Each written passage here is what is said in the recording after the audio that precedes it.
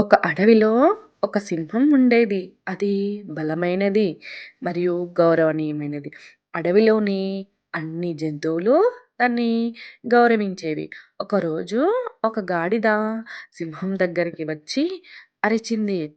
"నువ్వు రాజువని అనుకుంటున్నావా?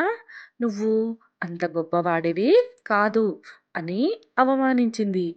సింహం ఆ మాటలు విన్నా ఏమాత్రం కోప్పడలేదు. ప్రశాంతంగా అక్కడి నుండి వెళ్ళిపోయింది. దాన్ని చూసిన నక్క ఆశ్చర్యపోయింది. "అయ్యా సింహరాజా!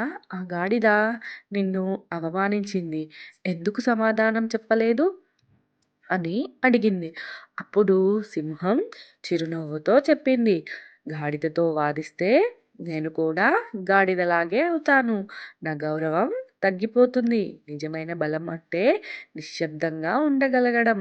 నక్క ఆ మాటలు విని సింహం జ్ఞానాన్ని మెచ్చుకుంది. నీతి: మన స్థాయికి తగ్గట్టు ప్రవర్తించాలి.